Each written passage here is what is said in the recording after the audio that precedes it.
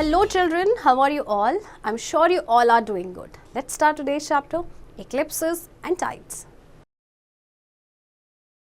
Any object in the path of light from any source casts a shadow. When something comes in the path of light, it cannot pass through. A shadow is formed. Many a times, very interesting shadows are formed with the movement of your hands and fingers.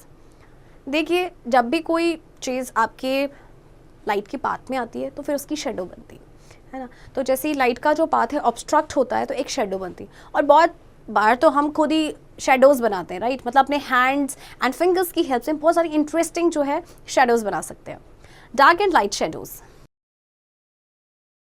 A shadow may be long or short, dark or light, depending upon the position of the source of light. When the sun is right above our head, at noon, the shadow will be shortest and darkest. The shadow is longer in the morning and evening but appears lighter. अच्छा देखिए, आपकी shadow long भी हो सकती है, short भी हो सकती है, डार्क भी हो सकती है, लाइट भी हो सकती है. तो डिपेंड करता है कि जो सोर्स ऑफ लाइट है उसका पोजीशन क्या है. जैसे कि अगर हम नून की बात करें तो सन हमारे ओवरहेड होता है, तो इस टाइम पे जो शेडो होती है वो शॉर्टेस्ट और डार्केस्ट होती है. एंड मॉर्निंग एंड इवनिंग में शेडो आपकी लंबी होती है एंड लाइटर होती है. When the object is close to the source of light, its shadow is large. When the object is far away from the source of light, its shadow is small. The shadow of a bird flying high up in the sky does not fall on the earth, as the distance between the sun and the bird is very large. Also, the distance between the bird and the earth is large. The shadow of the bird ends up at a short distance, is faded, and so it is not seen on earth.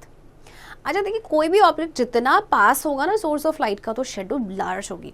और जब shadow आपका जो object है बहुत दूर होता है source of light से तो शेडो बहुत छोटी सी बनती है. जैसे आप देखेंगे कि शेडो, जैसे बर्ड आपकी उड़ रही है ना, तो वो आपको that does not fall on the earth, क्योंकि डिस्टेंस सन और बर्ड के बीच में बहुत ज़्यादा है. ऑल्सो जो डिस्टेंस है बर्ड एंड अर्थ के बीच में वो भी ज़्यादा है. तो जो शेडो बनती है बर्ड की वो एक शॉर्ट डिस्टेंस पे एंड अप हो जाती है, वो बहुत फेड होती है और इसीलिए वो अर्थ पे दिखती नहीं है. Eclipse.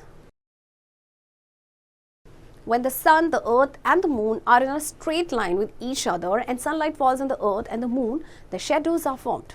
The shadow causes the moon or the sun becoming invisible for some time on a part of the earth. It is called an eclipse.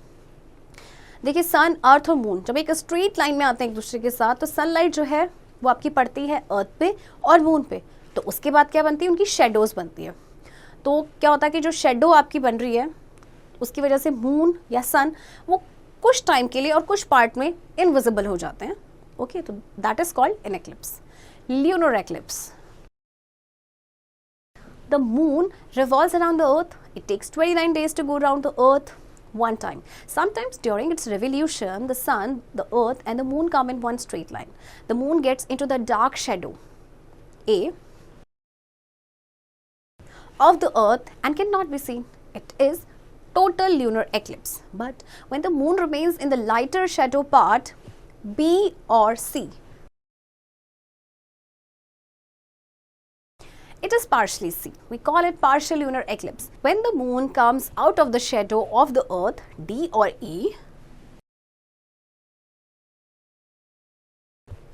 it becomes fully visible and the lunar eclipse is over. देखिए, moon earth के around revolve करता है, आपको मालूम है, and इसको revolve करने में इसका जो रेवोल्यूशन है वो 29 डेज का होता है. तो कई बार रेवोल्यूशन के टाइम पे सन, अर्थ और मून एक स्ट्रेट लाइन में आ जाते हैं.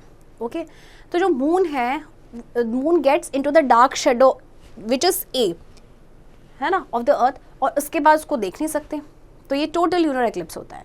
बट जब मून जो है वो लाइटर शेडो पार्ट में रहते हैं, यानी बी पार्ट पे, बी और जो सी है अर्थ का, तो वो पार्शली दिखाई देता है, तो इसे हम कहते हैं पार्शियल ल्यूनर एक्लिप्स. और जब मून जो है अर्थ की शेडो से बाहर आ जाता है, यानी कि डी और ई पार्ट में, तो ये फुली विजिबल होता है एंड इसके बाद जो है ल्यूनर एक्लिप्स आपका ओवर हो जाता है. Since the illuminated receiving sunlight part of the moon faces the earth in this position, lunar eclipse occurs on a full moon day only. But it does not occur on every full moon day because the sun, the earth and the moon are not in a straight line on all full moon days. Note, full moon day includes night. At the time of lunar eclipse, it may be day or night at different places on the earth. So lunar eclipse occurs on a full moon day only, but it is visible only at places having full moon night. तो देखिए जो illuminated part है moon का वो अर्थ को face करता है इस पोजीशन में, तो ल्यूनर एक्लिप्स आपका हमेशा फुल मून डे को होता है, but her full moon day हो ऐसा नहीं है, क्योंकि देखिए इसके लिए सन, मून और अर्थ का एक स्ट्रेट लाइन पे होना ज़रूरी है, और वो हर फुल मून डे पे आपके स्ट्रेट लाइन में हो ऐसा नहीं होता है। Solar eclipse, like the earth, the moon also casts a shadow when sunlight falls on it. As the moon revolves around the earth, sometimes the sun, the moon and the earth come in a straight line. The dark shadow cast by the moon falls on some part of the earth. The sun cannot be seen by people on this part and a total solar eclipse occurs. The parts of the earth B or C that remain in the lighter shadow region of the moon observe partial solar eclipse. अच्छा देखिए, अर्थ की तरह जो moon है वो shadow cast करता है जब उस पर सनलाइट पड़ती है, तो मून जो है आपका रिवॉल्व करता है अर्थ के अराउंड, तो कई बार ऐसा होता है कि वो स्ट्रेट लाइंस में आते हैं, तो जो डार्क शेडो मून कास्ट करेगा वो पड़ती है अर्थ के पार्ट ए, जो आपको अभी नेक्स्ट पेज पे जो डायग्राम होगा उसमें दिखाया जाएगा। सन जो है, फिर इस टाइम क्या होता है कि सन को लोग नहीं देख पाते, तो एक टोटल सोलर एक्लिप्स होता है, एंड जो पार्ट है अर्थ के बी और सी वो आपके लाइटर शेडो रीजन में रहते हैं, राइट, तो उसे कहते हैं partial solar eclipse. See, this is the picture of solar eclipse. As the illuminated part of the moon is facing away from the earth in this position, solar eclipse occurs only on a new moon day. But it is a rare phenomenon because the sun, the moon and the earth do not come in a straight line on every new moon day. You should never look at the sun with the naked eyes even during an eclipse. It may harm your eyes. To view an eclipse, use smoked or dark glasses. तो देखिए जैसे जो illuminated part है moon का is facing away from the earth, तो इस position पे solar eclipse होगा आपके नो मून डे के दिन, बट ये रेयर फिनोमिनन होता है क्योंकि सन, मून और अर्थ हमेशा स्ट्रेट लाइन में नहीं होंगे न्यू मून डे के दिन, ओके। और कभी भी आपको सन को नेकेड आई से नहीं देखना है ड्यूरिंग एक्लिप्स, क्योंकि ये आपकी आइज को हार्म कर सकता है। Uses of eclipse, looking straight at the sun is not possible because it is very hot and bright. As the partial eclipse blocks out the glare, scientists can study the outer layer corona of the sun, which is a ring of burning gases. An Indian astronomer, Mr. Attri, made detailed observations of the change of color in the sun's disk during eclipse time. Astronomers can predict occurrence of eclipses. One can also predict the date and timing of the eclipses from the Panchang, Indian calendar of astronomical calculations. देखिए अब uses क्या है eclipse के, आप directly सन को देख नहीं सकते क्योंकि बहुत ही हॉट एंड ब्राइट होता है, तो जब से आपका पार्शियल एक्लिप्स क्या करता है वो सन की ग्लेयर को ब्लॉक कर देता है। फिर जो साइंटिस्ट है सन की आउटर लेयर के बारे में ऑब्जर्वेशन उसको स्टडी कर सकते हैं। आउटर लेयर जो कि आपकी कोरोना, जो कि आपकी एक रिंग होती है बर्निंग गैसेस की, तो एक इंडियन एस्ट्रोनॉमर है मिस्टर अत्री, उन्होंने एक डिटेल्ड ऑब्जर्वेशन जो है उन्होंने बनाई है about the change of colour in the sun's disc जो आपके एक्लिप्स टाइम में होता है। और एस्ट्रोनॉमर्स जो है एक्लिप्सिस की प्रेडिक्शन अकरेंस को प्रेडिक्ट भी कर सकते हैं, और इसके अलावा जैसे कि आपका जो डेट या टाइमिंग जो होती है ना एक्लिप्स की, उनको भी प्रेडिक्ट किया जा सकता है फ्रॉम द पंचांग, जो कि आपका इंडियन कैलेंडर होता है एस्ट्रोनॉमिकल कैलकुलेशंस के लिए। Tides, tide is regular rise and fall in the level of the sea twice a day. We call it high tide when it rises and low tide when it falls. Difference in levels of water between a high tide and a low tide may be from 1 meter to about 15 meters.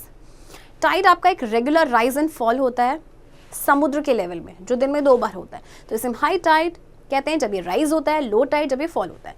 तो जो difference होता है level of water में high Tide और low tide के बीच में, वो आपका होता है 1 मीटर से लेके 15 मीटर्स तक। How are tides caused? अब ये टाइड्स कैसे होते हैं? Sun and moon both attract the ocean waters of the earth. The moon is much nearer to earth than the sun, so the effect of its gravity is much more. The moon revolves round the earth and its gravity acts upon the earth, pulling both water and the land part of the earth. The effect of pull on water is always more. Now look at the picture on the following page. Water on the side A facing the moon is pulled up, causing a high tide. देखिए सन and moon दोनों ही ocean water को attract करते हैं जो अर्थ में है, तो क्योंकि मून सन के कंपैरेटिवली अर्थ से बहुत पास में है, तो इसका जो इफेक्ट ऑफ ग्रेविटी है वो ऑफकोर्स ज़्यादा होगा। मून अर्थ के अराउंड रिवॉल्व करता है, ओके, और इसकी जो ग्रेविटी है it acts upon the earth, जिससे कि वाटर और लैंड पार्ट दोनों को ही पुल करता है। बट जो इफेक्ट है पुल ऑन वाटर वो आपका हमेशा ज़्यादा होता है। तो चलिए अब नेक्स्ट पेज पे एक पिक्चर देखते हैं।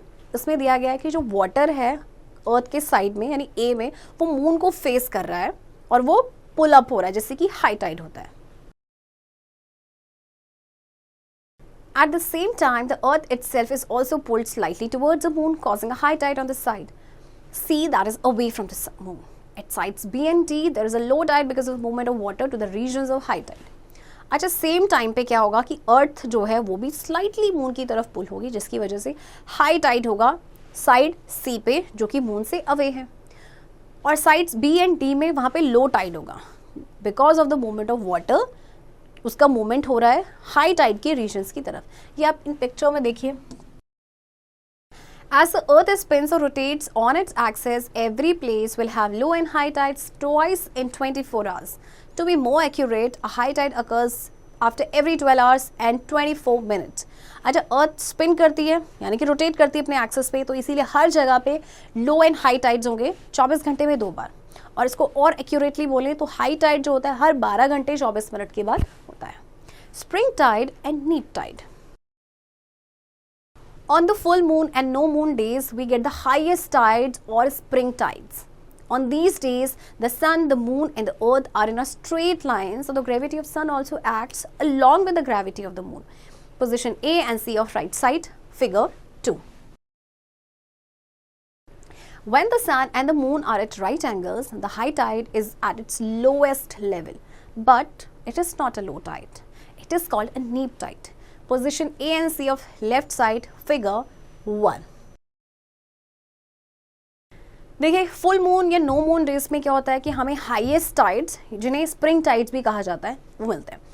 इन दिनों क्या होता है कि जो सन, मून और अर्थ स्ट्रेट लाइन में होते हैं, तो जो ग्रेविटी है सन की वो भी तो एक्ट करेगी ना along with the gravity of moon, जैसे कि आपको पोजिशन ए एंड सी दिखाई गई है इसमें। और जब सन मून आपके राइट एंगल्स पे होते हैं तो हाई टाइड आपका होता है लोवेस्ट लेवल पे, बट ये लो टाइड नहीं होता है, इसे कहते हैं नीप टाइड। ओके, जैसे कि आपको पोजीशन ए एंड सी दिखाया गया है, A and C. Forget me not. When something comes in the path of light, a shadow is formed. Lunar and solar eclipses are caused by the shadow of the earth and the moon respectively. The sun, the earth and the moon come in a straight line during the eclipses. During the solar eclipse, the moon comes in between the sun and the earth. Remember that whenever solar eclipse happens, moon always comes in between the sun and the earth. A lunar eclipse occurs only a certain full moon night. A solar eclipse occurs only on a certain no moon day. The moon influences the ocean waters by causing tides. The tide is a regular rise, high tide and fall, low tide in the level of the sea twice a day. Children, I hope आपको ये chapter समझ आया होगा, and इस chapter की practice अब आप खुद से करेंगे।